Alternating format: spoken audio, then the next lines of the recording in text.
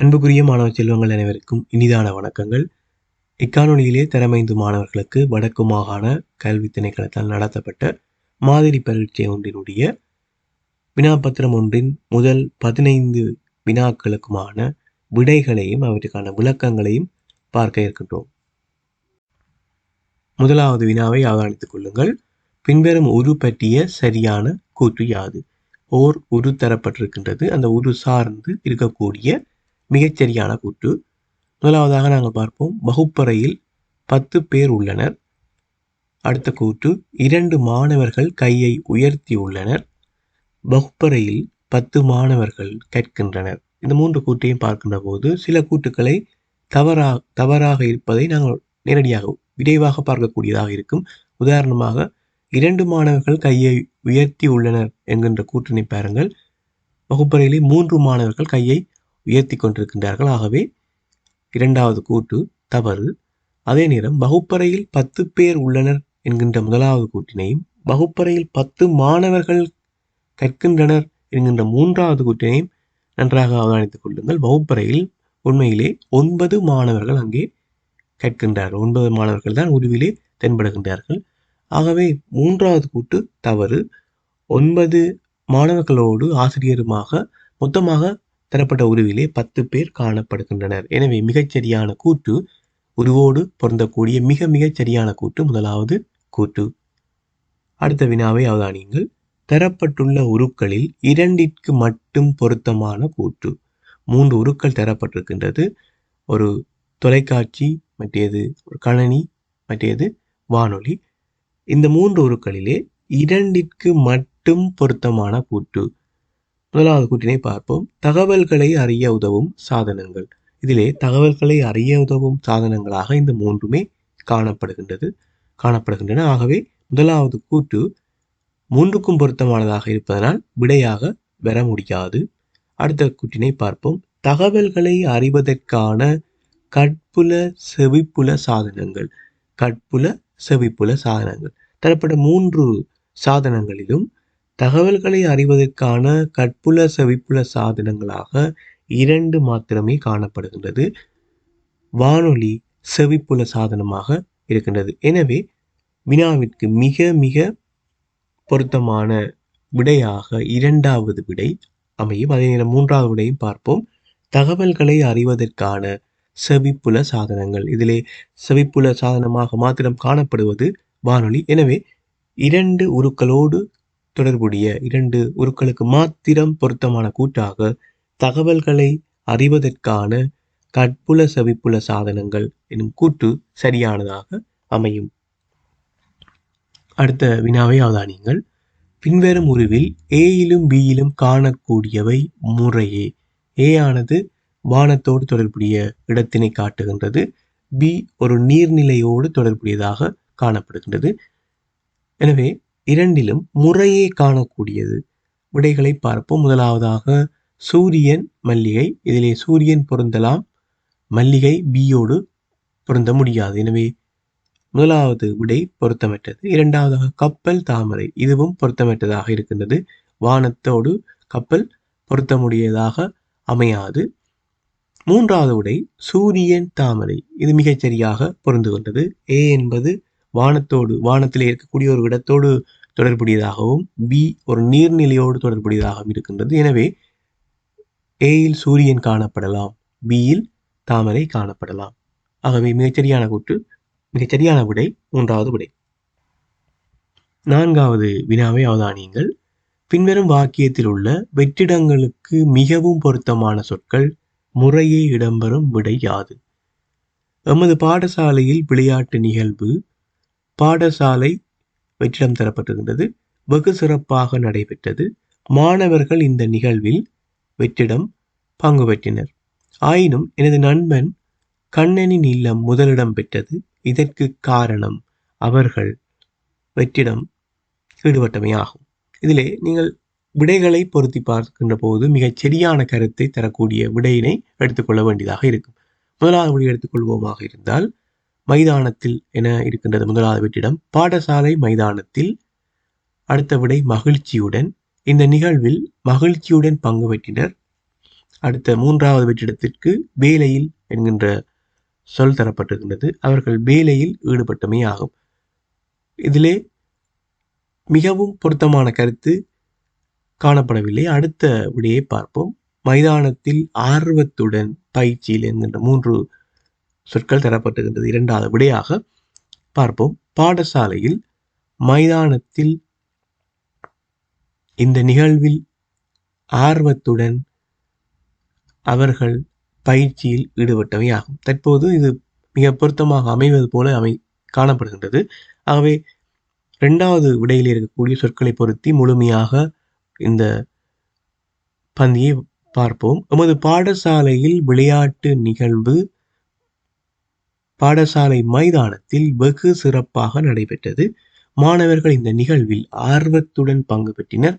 ஆயினும் எனது நண்பன் கண்ணனின் இல்லம் முதலிடம் பெற்றது. இதற்கு காரணம் அவர்கள் பயிற்சியில் ஈடுபட்டமையாகும். எனவே மிக பொருத்தமான முறையில் சரியான கருத்தை தரக்கூடிய வகையிலே 2வது விடை அமைந்திருக்கின்றது. ஆகவே 2வது விடை சரியான விடை. அடுத்த வினாவை பார்ப்போம். மாலை பொழுதில் மிக நிறைந்த மகிழ்ச்சி தரும், நண்பர்களை இணைத்து உற்சாகம் தந்துவிடும், சிறியோரும் இளையோரும் மிகவும் விரும்பும் இடம், இங்கு வந்தால் கிடைக்கும் உடல் ஆரோக்கியம். இக்கவிதையின் கருத்து நன்றாக பொருந்தக்கூடியது. 3 விடைகள் தரப்பட்டிருக்கின்றன. மைதானத்திற்கு, நூலகத்திற்கு, கணனி வள நிலையத்திற்கு. இதிலே இறுதியாக இருக்கக்கூடிய அந்த வரியை அவதானியுங்கள். இங்கு வந்தால் கிடைக்கும் உடல் ஆரோக்கியம். இந்த இடத்திலே நாங்கள் மிகச் சரியான விடையை தெரிவு செய்து கொள்ளக்கூடியதாக இருக்கும். நன்றாக பொருந்தக்கூடிய இடம் மைதானத்திற்கு. அடுத்த வினாவை அவதானித்துக் கொள்ளுங்கள். ஒரு ஒன்றில் காட்டப்பட்டுள்ள சதுர வடிவமான கடுதாசியானது ஒரு 2, ஒரு 3 என்பவற்றில் உள்ளவாறு மடிக்கப்பட்டு ஒரு 4 உள்ளவாறு வை என்னும் எழுத்தினை வெட்டும் போது கிடைப்பது. வை எனும் எழுத்தை வெட்டுகின்ற போது கிடைக்கக்கூடிய உருவைத்தான் தெரிவு செய்ய வேண்டியதாக இருக்கும். நன்றாக மடிக்கப்பட்ட அந்த முறைகளை பாருங்கள். மடிக்கப்பட்டிருக்கக்கூடிய அந்த வடிவங்களை பாருங்கள். அந்த வடிவத்துக்கு ஏற்ற வகையிலே வை எனும் எழுத்து வெட்டப்பட்ட பின்னர் அந்த மடிப்புகளுக்கு எதிராக அந்த படத்தினை திருப்ப வேண்டும். ஒவ்வொரு மடிப்புகளுக்கும் எதிராக நீங்கள் விரித்து பார்க்கின்ற போது 1வது விடை மிக பொருத்தமான விடையாக அமையும். அடுத்த வினா, கீழே தரப்பட்ட உருவில் உள்ள முக்கோணிகளின் எண்ணிக்கை யாது? கீழே தரப்பட்டிருக்கக்கூடிய உருவில் காணப்படுகின்ற முக்கோணிகளைத்தான் நாங்கள் பார்க்க வேண்டும். இலகுவான ஒரு வடிவம். முதலிலே தரப்பட்ட முக்கோணிக்குள் இருக்கக்கூடிய முக்கோணிகளை எண்ணிக்கொள்ளுங்கள். தனித்து இருக்கக்கூடிய முக்கோணிகள், தனித்து மொத்தமாக பெரிய முக்கோணிக்குள்ளே 5 முக்கோணிகள் காணப்படுகின்றன. அதே நேரம் 1, 2 இலக்கமிடப்பட்ட அந்த 2 முக்கோணிகளையும் இணைக்கும் போது ஒரு முக்கோணி உருவாகின்றது. எனவே 6வது முக்கோணி. அதே நேரம் இடைவெளியாக காணக்கூடிய 1, 2 இலக்கங்கள் இடப்பெறக்கூடிய அந்த இலக்கங்கள் கீழே இருக்கக்கூடிய அந்த இடைவெளியை அவதானிங்கள். அந்த இடைவெளியோடு சேர்த்து மேலே இன்னொரு முக்கோணியை உருவாக்க முடியும். எனவே 7வது முக்கோணி. அதே நேரம் மொத்தமாக முழுமையாக இந்த உருவை சேர்க்கின்ற போது 8 முக்கோணிகள் இந்த உருவிலே காணக்கூடியதாக இருக்கின்றது. அடுத்த வினா, தரப்பட்டுள்ள உருக்களை அவதானித்து வினாக்குறியிடப்பட்ட தராசின் நிறையை சரியாக காட்டும் விடையினை தெரிவு செய்க. தராசுகளை அவதானித்துக் கொள்ளுங்கள். 1வது தராசிலே 2 வட்டங்கள், ஒரு சதுரம், 2 முக்கோணிகள் காணப்படுகின்றது. 17 கிலோகிராம் நிறை காட்டுகின்றது. அதே போல அடுத்ததாக பார்க்கின்ற போது ஒரு வட்டம், ஒரு சதுரம், ஒரு முக்கோணி 12 கிலோகிராம் காட்டுகின்றது. வினாவானது 2 வட்டங்கள், 2 முக்கோணிகள், அவற்றுடைய அந்த நிறைதான் நாங்கள் காண வேண்டும். மிக இலகுவாக பார்க்கக்கூடியதாக இருக்கும். எவ்வாறெனில் 1வது தராசில் இருக்கக்கூடிய குறியீடுகளில் இருந்து 2வது தராசில் இருக்கக்கூடிய அந்த குறியீடுகளை கழித்துக் கொள்ளுங்கள். கழிக்கின்ற போது 2 வட்டங்களில் இருந்து ஒரு வட்டத்தை கழிக்கின்ற போது ஒரு வட்டம் கிடைக்கும். அதே போல சதுரத்தில் இருந்து சதுரத்தை கழிக்கின்ற போது சதுரம் எதுவும் மீதமாக இருக்காது.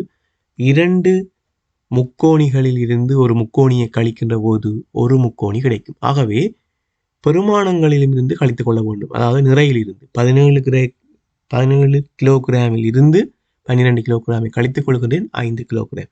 எங்களுக்கு ஒரு வட்டம் மற்றும் ஒரு முக்கோணியினுடைய நிறை 5 கிலோகிராம் என்று கிடைத்திருக்கின்றது. முதலாவது தராசில் இருக்கக்கூடிய அந்த உருக்களில் இருந்து இரண்டாவது தராசில் இருக்கக்கூடிய உருக்களை கழிக்கின்றேன். அவ்வாறு கழிக்கின்ற போது நிறைகளையும் கழித்துக் கொள்ளுகின்றேன். எனக்கு அவ்வாறு கழித்த போது ஒரு வட்டம் ஒரு முக்கோணி இந்த 2 தள வடிவங்கள் மாத்திரமே விடையாக கிடைக்கின்றது. அவற்றுடைய நிறை 5 கிலோகிராம். தற்போது வினாவை பாருங்கள். 2 வட்டங்கள் 2 முக்கோணிகள். எனவே என்னிடம் இருக்கக்கூடிய ஒரு வட்டம் ஒரு முக்கோணியுடைய நிறை இருக்கின்றது 5 கிலோகிராம். அதனுடைய 2 மடங்கு தான் வினாவிலே கேட்கப்பட்டிருக்கின்றது. எனவே நேரடியாக நான் 5ஐ 2ஆல் பெருக்கின்ற போது இந்த வினாவிற்கான விடை கிடைக்கும். அதாவது வினாவிலே கேட்கப்பட்டிருக்கக்கூடிய அந்த குறியீடுகளுடைய நிறை எனக்கு கிடைக்கும் 10 கிலோகிராம். ஆகவே முதலாவது விடை சரியான விடையாக அமையும். அடுத்த வினாவை அவதானித்துக் கொள்ளுங்கள். தரப்பட்டுள்ள கூம்பினை கோடுகளின் வழியே வெட்டிய பின்னர் கிடைக்கும் முகங்கள் எத்தனை? இதிலே கூம்பினை வெட்டப்பட்ட அந்த வடிவத்தினை இதிலே காட்டியிருக்கின்றேன். நன்றாக கவனித்துக் கொள்ளுங்கள். 3 இடங்களிலே வெட்டப்பட்டிருக்கின்றது. அவ்வாறு வெட்டுகின்ற போது 4 துண்டுகள் கிடைக்கும். 4 துண்டுகள் கிடைக்கும். இந்த 4 துண்டுகளும் ஒரே மாதிரியாக இருக்க முடியாது. 4 துண்டுகளும் ஒரே மாதிரியாக இருக்க முடியாது. 3 துண்டுகள், அதாவது மேலே உச்சியை கொண்டிருக்கக்கூடிய அந்த இறுதி துண்டு, மேலே இருக்கக்கூடிய உச்சியோடு இருக்கக்கூடிய அந்த துண்டு மாத்திரம் சிறிய கூம்பாக காணப்படும். ஏனைய 3 துண்டுகளும் உருளையாக காணப்படும். ஆனால் வேறுபட்ட அளவுடைய ஒரு உருளையாக இருக்கும். சமனான 2 வட்டங்களை உடைய உருளையாக காணப்படாமல் வேறுபட்ட அளவுடைய வட்டங்களை கொண்ட உருளையாக காணப்படும். இந்த 3 துண்டுகளிலும் 2 முகங்களின்படி 6 முகங்கள் இருக்கும். அதே நேரம் மேலே இருக்கக்கூடிய அந்த சிறிய உச்சியோடு இருக்கக்கூடிய சிறிய கூம்பில் ஒரே ஒரு முகம் காணப்படும். எனவே மொத்தமாக 7 முகங்கள் காணப்படும். இதனை இலகுவாக நாங்கள் பார்த்துக் கொள்ளலாம். எவ்வாறு சொன்னால், இவ்வாறு கூம்புகளை வெட்டுகின்ற போது எத்தனை துண்டுகள் கிடைக்கின்றது என்று பார்த்துக் கொள்ள வேண்டும். இங்கே 4 துண்டுகள் இருக்கின்றன. 4ஐ 2ஆல் பெருக்கிக் கொள்கின்றேன். அதிலிருந்து ஒன்றை கழிக்க வேண்டும். ஏனெனில் மேலே இருக்கக்கூடிய உச்சியோடு இருக்கக்கூடிய அந்த துண்டிலே ஒரே ஒரு முகம் மாத்திரமே காணப்படும். அது ஒரு கூம்பாகவே, சிறிய கூம்பாகவே இருக்கும். எனவே ஒரே ஒரு முகமே காணப்படும். அதே நேரம் இவ்வாறு வெட்டப்பட்ட வினா உருளையாக இருந்தால் எத்தனை துண்டுகளோ அதனை நீங்கள் 2ஆல் பெருக்கிவிட்டாலே மொத்த முகங்கள் கிடைக்கும். ஆனால் இங்கே கூம்பாக இருப்பதனால் ஒன்றை கழித்துக் கொள்கின்றேன்.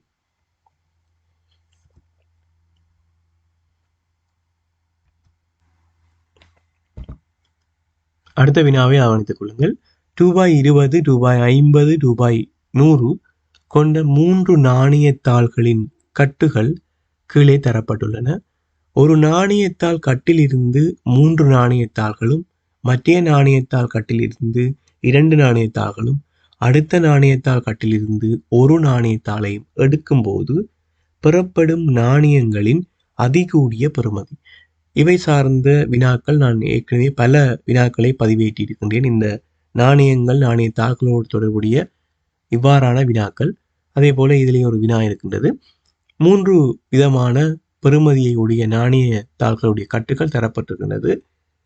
அறிவுறுத்தலாக ஒரு நாணயத்தாளிலிருந்து நீங்கள் ஒரு நாணயத்தாள் கட்டிலிருந்து 3 நாணயத்தாள்களை எடுக்கலாம். இன்னொன்றிலிருந்து 2, இன்னொன்றிலிருந்து 1. ஆனால் வினா இவ்வாறாக எடுத்து நீங்கள் ஆக்கக்கூடிய அதிகூடிய பெறுமதி. ஆகவே உடனடியாக நீங்கள் யோசிக்க வேண்டும். அதிகூடிய பெறுமதி என்கின்ற போது அதிகமாக எடுத்துக்கொள்ள வேண்டிய இந்த நாணயத்தாள்கள் இருக்கக்கூடியவற்றிலே பெறுமதி கூடியதாக இருக்க வேண்டும். உதாரணமாக இங்கே 3 நாணயத்தாள்களைத்தான் நீங்கள் ஒரு கட்டிலிருந்து அதிகமாக எடுக்கலாம். ஆகவே அதனை நீங்கள் எங்கு எடுக்க வேண்டும் என்று சொன்னால் 100 ரூபாய் நாணயத்தாள் கட்டிலிருந்து எடுத்துக்கொள்ள வேண்டும். எனவே நான் 100 ரூபாய் நாணயத்தாள் கட்டிலிருந்து 3 நாணயத்தாள்களை எடுக்கின்றேன், 300. அடுத்ததாக நான் 2 நாணயத்தாள் கட்டை அடுத்த பெறுமதி கூடிய 50 ரூபாய் நாணயத்தாள் கட்டிலிருந்து எடுத்துக்கொள்கின்றேன், 2 நாணயத்தாள்கள். எனவே 50 ரூபாய் பெறுமதியுடைய 2 நாணயத்தாள்கள் எடுக்கின்ற போது அவர்களுடைய பெறுமதி 100. அடுத்ததாக ஒரு நாணயத்தாளை 20 ரூபாய் நாணயத்தாள் கட்டிலிருந்து எடுத்துக்கொள்கின்றேன். இவ்வாறாக எடுத்து பெறுமதியை பார்க்கின்ற போது மொத்தமாக 420 ரூபாய் எனக்கு கிடைக்கும். எனவே இந்த இடத்தில் நீங்கள் விளங்கிக் கொள்ள வேண்டிய மிக முக்கியமான விடயம், நீங்கள் ஆக்கக்கூடிய பெருமானம் மிக கூடிய பெறுமதியாக இருக்க வேண்டுமாக இருந்தால் நீங்கள் எடுக்கின்ற அந்த எண்ணிக்கை கூடிய அந்த பெருமானம் பெறுமதி கூடிய நாணயத்தாளாக இருக்க வேண்டும். அதனை கவனத்தில் கொள்ள வேண்டும். அதே நேரம் இதே வினா அதி குறைந்த பெறுமதி ஆக்குகின்ற போது எதிர்மாறாக நீங்கள் செய்யப்பட வேண்டும். எவ்வாறு சொன்னால், இதே வினாவில் இவ்வாறு நாணயத்தாள்களை எடுக்கின்ற போது ஆக்கப்படுகின்ற அதி குறைந்த அல்லது மிக குறைந்த பெறுமதி எவ்வளவு என்று வினா வந்தால் 3 நாணயத்தாள்களை நீங்கள் 20 ரூபாய் நாணயத்தாள் காட்டிலும் 2 நாணயத்தாள்களை 50 ரூபாய் நாணயத்தாள் காட்டிலும் ஒரு தடவை எடுக்கின்ற அந்த பெறுமதியை 100 ரூபாய் நாணயத்தாள் காட்டிலும் இருந்து எடுக்கின்ற போதுதான் மிக குறைந்த பெறுமதியை உங்களால் ஆக்க முடியும். எனவே வினாவுக்கு ஏற்ற வகையிலே சரியான முறையிலே சிந்தித்து விடையை பெற்றுக்கொள்ளுங்கள். ஒரு போட்டியில் 100 மாணவர்கள் பங்கு பெற்றினர். இவர்களுக்கு ஒன்றிலிருந்து சுட்டிலக்கங்கள் வழங்கப்பட்டன. சுட்டிலக்கங்கள் வழங்கும் போது 8ஐ கூட்டுத்தொகையாக கொண்ட சுட்டிலக்கங்களை யாரும் விரும்பவில்லை. எனவே அவற்றை விடுத்து சுட்டிலக்கங்கள் வழங்கப்பட்டன எனின் 100வது மாணவனின் சுட்டிலக்கம் யாது? இது நன்றாக நீங்கள் சிந்திக்க வேண்டிய ஒரு வினா.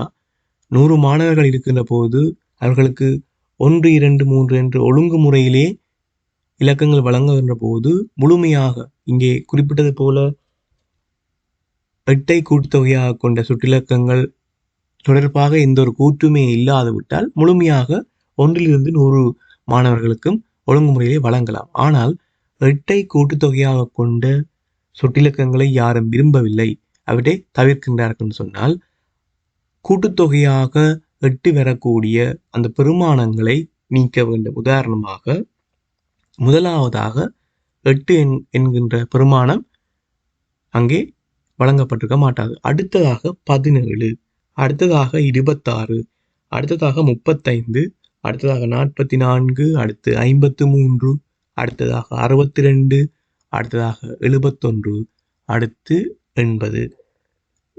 இந்த அனைத்து பெருமானங்களும் 100க்கு உட்பட்ட அனைத்து பெருமானங்களும் அங்கே வழங்கப்பட்டிருக்க மாட்டாது. முதல் 100 வரையான எண்களில் இங்கே நான் குறிப்பிட்டிருக்கக்கூடிய 9 இலக்கங்களும் அங்கே மாணவர்களுக்கு வழங்கப்பட்டிருக்க மாட்டாது.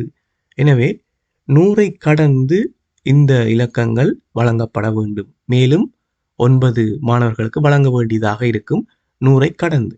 அடுத்ததாக நாங்கள் 100ஐ கடந்து பார்க்கின்ற போது நன்றாக கவனித்துக் கொள்ளுங்கள். 101, 102, 103, 104, 105, 106, 107, 108, 109, 110 இவ்வாறாக சென்று கொண்டிருக்கும். இங்கும் 107 கூட்டுத்தொகையாக 8ஐ தரக்கூடிய ஒரு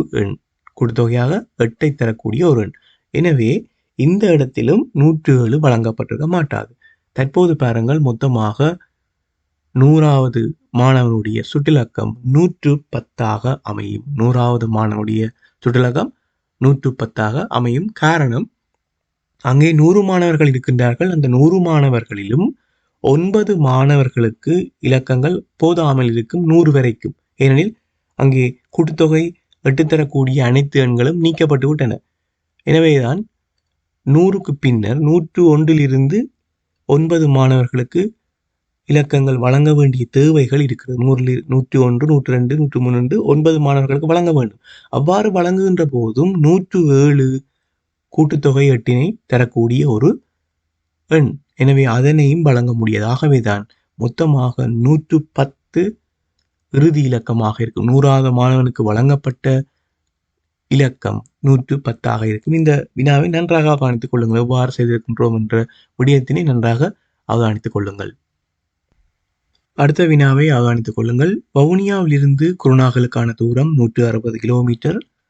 பாரவூர்தி 1 குருநாகலிலிருந்து காலை 6 மணிக்கு பயணத்தை ஆரம்பித்து 25 கிலோமீட்டர் மாறாத வேகத்தில் வவுனியாவை நோக்கியும், வவுனியாவிலிருந்து இன்னும் ஒரு பாரவூர்தி அதே நேரத்திற்கு குருநாகலை நோக்கி 15 கிலோமீட்டர் மாறாத வேகத்திலும் பயணித்தன. எனில் 3 மணித்தியாலத்தின் பின்னர் இரு பாரவூர்திகளுக்கும் இடையிலான தூரம்.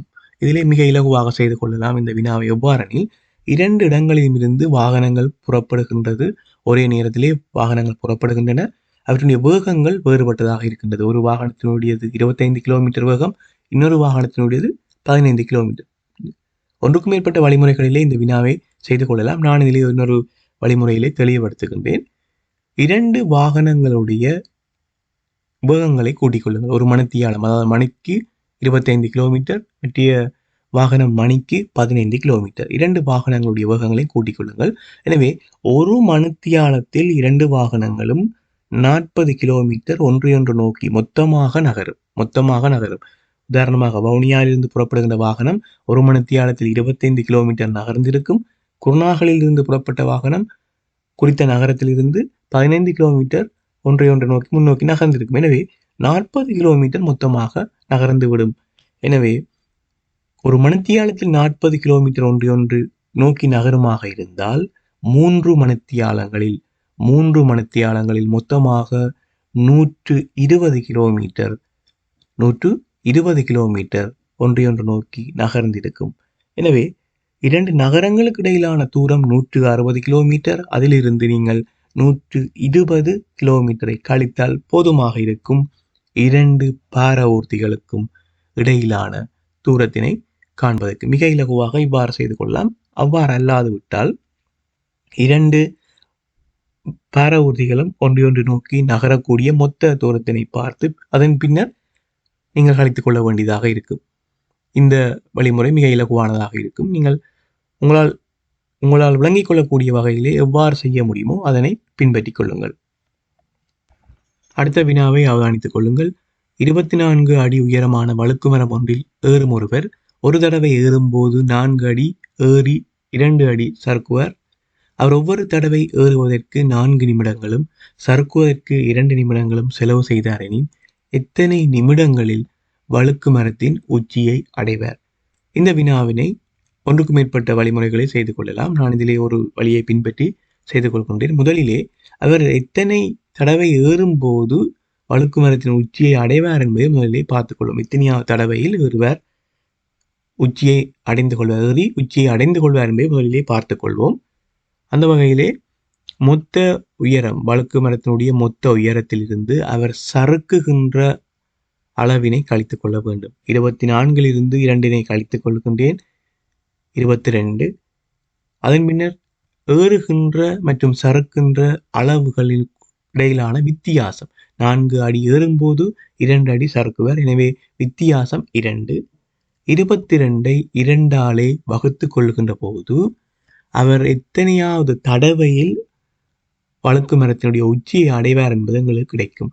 ஆகவே 11வது தடவையிலே அவர் உச்சியை அடைந்து கொள்வார். அதாவது 11 தடவை அவர் ஏறி இருக்கின்றார். அதே நேரம் 10 தடவைகள் அவர் சறுக்கி இருப்பார்.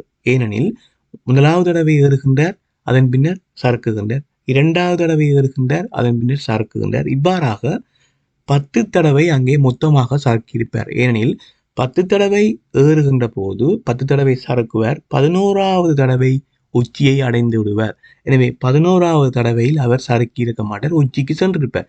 11வது தடவை நேரடியாகவே உச்சிக்கு சென்றிருப்பார். எனவேதான் ஏறுகின்ற தடவைகள் மொத்தம் 11, சறுக்குகின்ற தடவைகள் மொத்தம் 10. அவற்றுடைய நேர அளவுகளை பார்த்தால் போதுமாக இருக்கும். மிக இலகுவாக செய்து கொள்ளலாம். எனவே 11 தடவைகள் ஏறுகின்ற போது அவர் எடுத்துக்கொள்ளுகின்ற நேர அளவுகள், ஒரு தடவை ஏறுவதற்கு 4 நிமிடமாக இருந்தால் 11 தடவைக்கும் 44 நிமிடங்கள். 10 தடவை சறுக்கியிருப்பார், சறுக்குவதற்கு எடுத்துக்கொள்வது நேரம் 2 நிமிடங்கள். எனவே 20 நிமிடங்கள். இரண்டினையும் மொத்தமாக சேர்க்கின்ற போது 64 நிமிடங்கள் எங்களுக்கு கிடைக்கும். ஆகவே அவர் வழுக்கு மரத்தினுடைய உச்சியை அடைவதற்கு எடுத்துக்கொண்ட நேரம் 64 நிமிடங்களாக இருக்கும். மிக இலகுவாக இதை செய்திருக்கின்றேன். இதை தவிர வேறு வழிமுறைகளையும் நீங்கள் செய்து கொள்ளலாம். உங்களுக்கு விளங்கிய வழியை பின்பற்றிக் கொள்ளுங்கள். அடுத்ததாக உருக்கோலம் தொடர்பான ஒரு வினா. வெற்றிடத்தில் வர வேண்டிய ஒரு வினை கேட்டிருக்கிறார்கள். இதிலே நாங்கள் கவனிக்க வேண்டிய விடயம், நிலட்டப்பட்ட சதுரங்கள் இடப்பக்கமாகவும் நிலட்டப்படாத சதுரங்கள் வலப்பக்கமாகவும் ஒன்றையொன்று நோக்கி நகர்ந்து கொண்டிருக்கின்றன. அதே நேரம் நடுவிலே இருக்கக்கூடிய அந்த கோடுகள், நடுவில் இருக்கக்கூடிய சதுரத்துக்குள்ளே அமைந்திருக்கக்கூடிய கோடுகள் முதலாவது படத்திலே நிலைக்குத்தாகவும், அதன் பின்னர் கிடையாகவும், அதன் பின்னர் நிலைக்குத்தாகவும், அதன் பின்னர் 4வது படத்திலே கிடையாக அமைய வேண்டும். அத்தோடு எண்ணிக்கையும் ஒன்றொன்று அதிகரிக்கின்றது. முதலாவது படத்திலே 1, அடுத்ததாக 2, அடுத்ததாக 3, அடுத்ததாக 4 வர வேண்டும். அதே நேரம் ஒன்றோடு ஒன்று நிகழ்த்தப்பட்ட சதுரங்களும் நிகழ்த்தப்படாத சதுரங்களும் ஒன்றை ஒன்று நோக்கி நகர்ந்து கொண்டு எதிரெதிராக நகர்ந்து கொண்டிருக்கின்றன. அவ்வாறு பார்க்கிற போது இரண்டாவது உரு சரியான முறையிலே அமைந்திருக்கின்றது. அடுத்த வினா, மணித்தியாலத்திற்கு ஒரு முறை தொடர்ந்து ஒலி எழுப்பும் 3 கடிகாரங்கள் உள்ளன. முதலாவது கடிகாரம் 3 நிமிடங்களும், இரண்டாவது கடிகாரம் 5 நிமிடங்களும், மூன்றாவது கடிகாரம் 10 நிமிடங்களும் தொடர்ந்து ஒலி எழுப்பக்கூடியவை. முற்பகல் 8 மணிக்கு 3 கடிகாரங்களும் ஒலி எழுப்ப தொடங்கினால் மணி ஒலி நிறைவடையும் நேரம் யாது? மிக இலகுவாக இதில் செய்து கொள்ளக்கூடியதாக இருக்கும். ஏனெனில் மிகப்பெரிய நேரத்தை எடுத்துக்கொள்ளுங்கள். மிகப்பெரிய நேரம் 10 நிமிடங்கள். எனவே அந்த 10 நிமிடங்களுக்குள் 5 நிமிடங்களும் உள்ளடங்கும், 3 நிமிடங்களும் உள்ளடங்கும். ஆகவே 3 கடிகாரங்களும் 8 மணிக்கு ஒலி எழுப்பினால் இறுதியாக அந்த மணி ஒலி நிறைவடையும் நேரம் 8:10 இருக்கும். ஏனெனில் முதலாவது கடிகாரம் 3 நிமிடங்களுக்கு ஒலி எழுப்பும் கடிகாரம் 8:03 நிறுத்தப்பட்டுவிடும். அடுத்த மற்ற கடிகாரம் 8:05 நின்றுவிடும். அடுத்ததாக 8:10 நின்றுவிடும். எனவே 8:10 வரை இந்த மூன்றாவது கடிகாரம் ஒலித்துக் கொண்டே இருக்கும். அதற்கு முன்னர் ஏனைய கடிகாரங்களுடைய அந்த நேரம் ஒலிக்கிற நேரம் நிறைவடைந்து விடும். எனவே மணி ஒலி நிறைவடையும் நேரம் முற்பகல் 8:10. ஒரு மிக இலகுவான ஒரு வினா. ஆகவே அன்புக்குரிய மாணவ செல்வங்களே, இந்த காணொலியிலே முதல் 15 வினாக்களுக்குமான விளக்கங்களை வழங்கியிருக்கின்றேன். சில வினாக்கள் மிக நுணுக்கமான வினாக்களாக இருக்கின்றன. அவற்றுக்கான வழிமுறைகளை வழங்கியிருக்கின்றேன். சரியான முறையிலே மீண்டும் செய்து பாருங்கள். இன்னொரு காணொலியை சந்திக்கின்றேன். நன்றி.